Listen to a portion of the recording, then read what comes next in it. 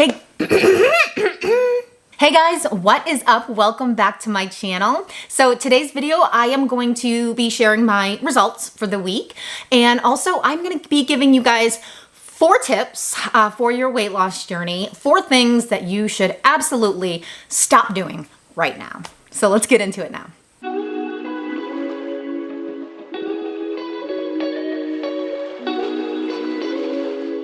Alright guys, if you are new to my channel, thanks so much for clicking on this video. I'm the incredible shrinking Steffi, and I would love for you to subscribe to my channel, be a part of my journey, and allow me to be a part of yours. I am down over 170 pounds from my highest weight, and I have dealt with obesity and food addiction ever since I was a little girl, my entire life. So I created this YouTube channel to hold myself accountable, reach my goal, but also to inspire others to get healthy as well. So I am very real and upfront with you guys, so if that interests you, make sure to hit that subscribe button. Also, I have a support group on Facebook, The Shrinkables, so come join us over there. Follow me on social media. All of that is down below. All right, guys, so I'm officially going to stop with the weeks. I think I was like week 35 or something of my reboot this year.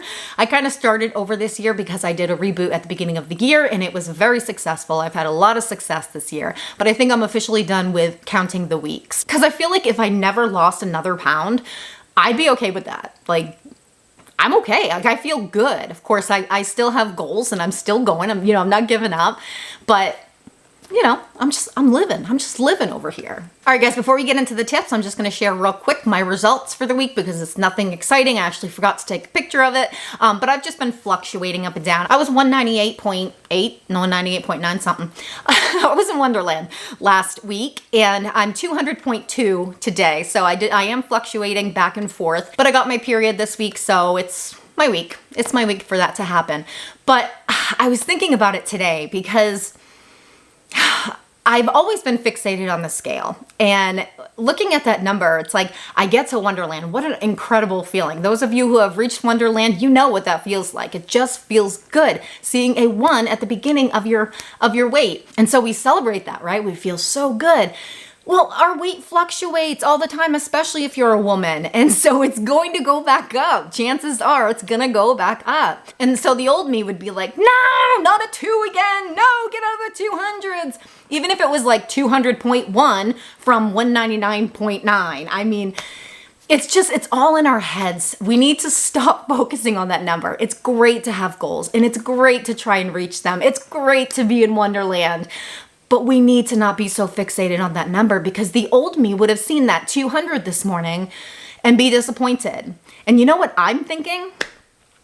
I'm actually fluctuating around 200. Like, I did it. I got into Wonderland, and now the fluctuation, which used to be in the 300s, right? It's now at 200. And I keep going up and down. I'm going to celebrate that. That is awesome, right? So it's all about perspective. It's all about how you look at things. It's your focus.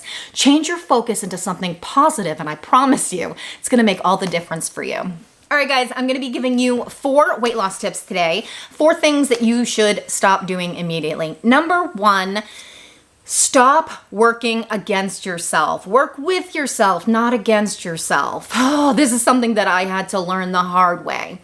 And let me give you an example because I have something that I'm currently struggling with, and I've learned how to work with myself instead of against myself, and it has helped me tremendously. So I want to share that with you. One of my biggest weaknesses is snacking at night. How many of you can relate with that? You wind down at night, you're relaxing, watching your favorite TV show, and this is where I would have had my drinks in the past. And so, of course, now I'm not drinking and I have an addictive personality, so it's like that transfer addiction. Oh, what am I going to replace it with, And so then it becomes food, it becomes something else. And it's frustrating, But I spent years beating myself up for it. I spent years telling myself that I'm a failure because I have trouble snacking at night, and sometimes can't control it. And I just got so tired of feeling bad about myself. And so I'm like, okay, if that's my weakness, if I'm having a hard time snacking at night, how can we make this work? I changed things up at the beginning of this year. I now am losing weight in a calorie deficit with no restriction. I do not have any rules. Just stay in a calorie deficit and get at least 100 grams of protein every single day. Those are my 2 rules that I stick to. Everything else is kind of fair game. And so I'm like, okay, well, I'm great at intermittent fasting. Like I can fast for the entire day. I could go without eating until 3 or 4 o'clock. So that's my strength, right? Of course, I want to fuel my body. I want to make sure that I'm eating enough. And so I have to be strategic with that. I have to plan my eating window accordingly so that I make sure I get everything that I need.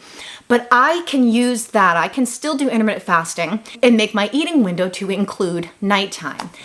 And so I have been having special treats here and there. I will tell you, my favorite candy bar is a caramello, and I have been allowing myself a king-size caramello every single week. And I've been doing that since the beginning of this year, and I've lost 45 pounds. So it's working because I make sure that it's within my deficit. It's part of my diet. And instead of fighting with myself at night, fighting those cravings, fighting those urges, gosh, the battle, you guys know what that battle feels like. And it is exhausting.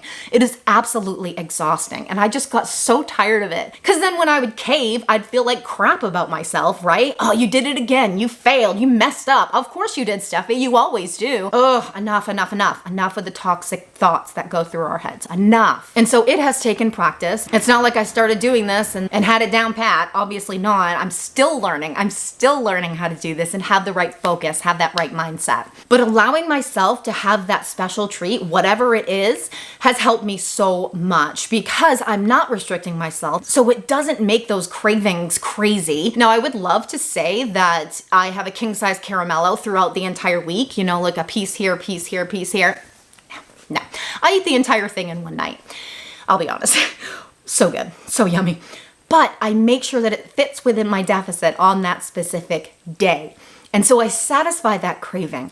I began working with myself, not against myself. It was too hard. Now, I know there are a lot of people out there that prefer restriction. You do great with restriction. Staying away from it is what you have to do.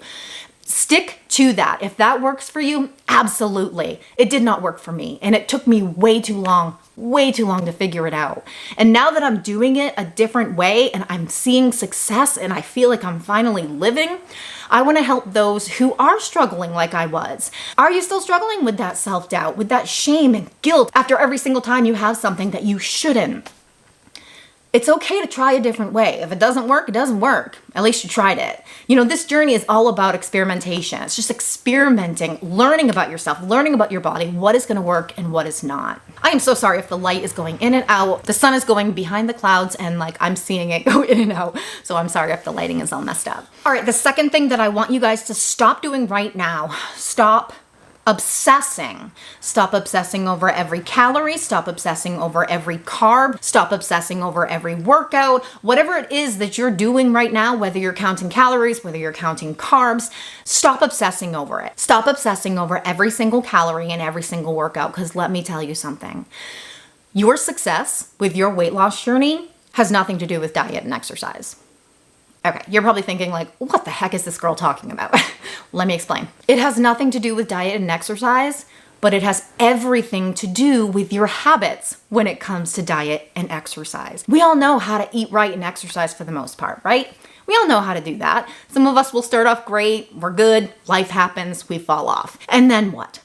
And then what? That's where we struggle. We struggle when we fall off. So it's all about the habits. It's all about being consistent. It's all about showing up for yourself every single day. Now, that doesn't mean that you're going to be perfect. You're going to make mistakes. You're going to make a lot of them. But it's all about the new habits you're building right now when it comes to diet and exercise. It's not just what you eat. It's not just that workout that makes you feel good. It's the habits you are creating that surround them. Now, when I say stop obsessing, that doesn't mean, don't care. Don't even care what you're eating. Obviously, if we do that, we're going to go right back to where we started. What I mean is that I have spent years of my life obsessing over every single carb that I put in my body when I'm on a weight loss journey. It became an idol in my mind, and I felt like I had to be perfect all the time. So when I wasn't perfect, because hello, spoiler alert, you're never going to be perfect, I would beat myself up because I was obsessing over it in my head. And so I'd feel like a failure. once again, you know, over and over and over again. That's my history. It's what I would do all the time. So stop obsessing, but be aware. We have to be aware of what we're doing. We have to pay attention to what we're putting in our bodies. It is so, so important. But I finally feel like I'm living for the first time. Like truly living and not obsessing over losing weight, not obsessing over everything I put in my body. I'm just paying attention and I'm being smart the majority of the time. All right, the third thing that I want you guys to stop doing right now is something that I have preached on this channel so many times. I have preached to myself so many times, and you guys have heard it over and over and over again, I'm sure. But it's something that we all still struggle with sometimes. Stop comparing yourself to everyone else. This is your journey. You have to figure out what works for you. Get inspired by others. You know, look at their journeys and say, oh, wow, you know, that is so inspirational. I want what she has. I want that. I want that freedom. I want to feel good in my body. I want to be healthy. I want to take care of my body. Let it inspire you and then learn what's going to work for you. I spent a lot of time comparing myself to other people. And when that wasn't working for me, because hello, that's not me, I would get upset and feel like I'm failing because it didn't work for me. You know, she did it. Why can't I do it? You have to tweak some things. You have to learn about yourself and embrace that. All right, so the last thing for today that I want you guys to stop doing is stop racing to the finish line.